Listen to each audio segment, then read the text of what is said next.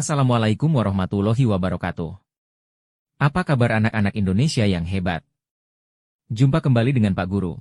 Dan pada pertemuan kali ini, kita akan membahas tentang penyebab perubahan permukaan bumi. Mengapa permukaan bumi kita selalu berubah? Apa penyebabnya?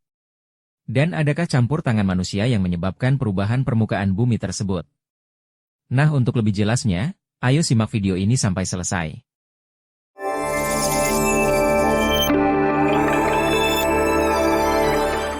Anak-anakku sekalian yang Pak Guru banggakan. Perubahan permukaan bumi banyak terjadi di sekitar kita.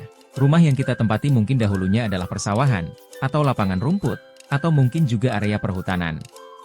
Kebutuhan manusia untuk tempat tinggal, perumahan, perkantoran, area perbelanjaan, jalan raya dan lain-lain telah mengubah semua itu menjadi seperti yang kalian lihat sekarang ini.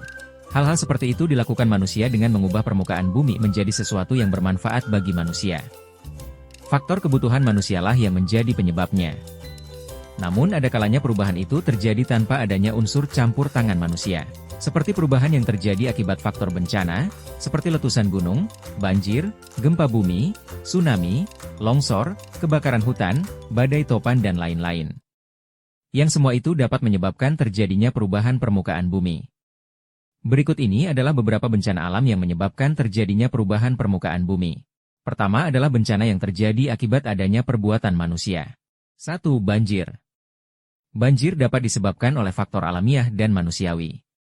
Faktor manusia diantaranya adalah penggundulan hutan, pengelolaan drainase yang buruk, penambangan liar, dan lain-lain. Curah hujan yang tinggi, perubahan iklim, fenomena seperti pemanasan global meningkatkan. Frekuensi dan intensitas cuaca ekstrim, termasuk hujan lebat. 2. Tanah longsor. Tanah longsor umumnya disebabkan oleh penggundulan hutan. Penebangan pohon mengurangi akar yang berfungsi sebagai penahan tanah, sehingga lereng menjadi lebih mudah longsor.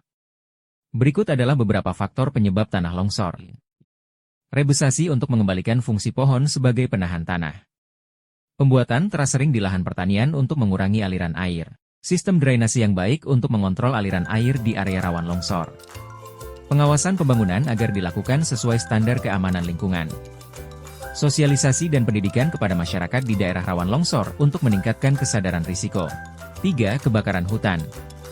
Kebakaran umumnya terjadi akibat kelalaian manusia, korsleting listrik, pembakaran lahan. Yang kedua adalah bencana alam yang terjadi tanpa adanya campur tangan manusia. 1. Gunung meletus. Letusan gunung terjadi karena adanya tekanan yang sangat besar dari dalam bumi yang mendorong material vulkanik keluar melalui permukaan gunung berapi. 2. Gempa bumi. Ada dua jenis gempa bumi yaitu gempa bumi tektonik dan gempa bumi vulkanik. Gempa bumi tektonik yaitu gempa bumi yang diakibatkan oleh gerakan lempeng bumi. Lempeng tektonik saling bertabrakan, di mana salah satu lempeng masuk ke bawah lempeng lainnya, menyebabkan tekanan dan akhirnya gempa besar, atau lempeng tektonik bergerak saling menjauh, menciptakan retakan atau patahan. Yang kedua gempa bumi vulkanik, yaitu gempa bumi yang diakibatkan oleh aktivitas vulkanik. Gunung berapi aktif sering menimbulkan gempa bumi kecil hingga besar akibat pergerakan magma dan tekanan gas di bawah permukaan. Patahan atau retakan di kerak bumi. Patahan adalah retakan besar di kerak bumi di mana energi terakumulasi. 3. Tsunami. Tsunami adalah gelombang air laut yang sangat besar yang dipicu oleh pusaran air bawah laut karena pergeseran lempeng bumi, tanah longsor, atau erupsi gunung api. Tanda-tanda alami tsunami. Gempa bumi besar di dekat pantai. Air laut surut tiba-tiba sebelum gelombang besar datang. Suara gemuruh keras dari arah laut. Tsunami memiliki potensi merusak yang sangat besar karena mampu menyapu wilayah pantai dalam waktu singkat. Oleh sebab itu, penting untuk memahami penyebabnya agar dapat melakukan mitigasi dan evakuasi dengan cepat. 4. Angin topan. Angin topan atau siklon tropis, badai tropis, dan hurikan tergantung pada wilayahnya, adalah badai besar yang terbentuk di atas lautan tropis atau subtropis dengan suhu permukaan laut yang hangat. Berikut adalah penyebab utama angin topan: suhu permukaan laut yang hangat, penguapan dan kondensasi, sistem tekanan rendah, rotasi bumi, dan lain-lain.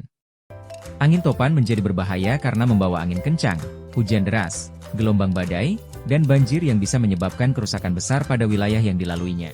Mengapa Indonesia rawan bencana? Hal ini karena letak geografis, geologis, dan kondisi alam Indonesia. Berikut adalah penjelasan faktor utama penyebabnya. 1. Letak di cincin api Pasifik atau Ring of Fire. Indonesia berada di kawasan cincin api Pasifik, yaitu wilayah dengan aktivitas tektonik dan vulkanik yang sangat tinggi. Banyak lempeng tektonik bertemu di wilayah ini, seperti lempeng Indo-Australia, lempeng Eurasia, lempeng Pasifik.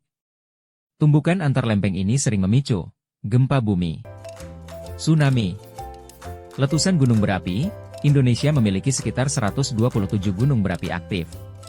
2. Iklim tropis dan curah hujan tinggi. Indonesia memiliki iklim tropis dengan curah hujan tinggi sepanjang tahun.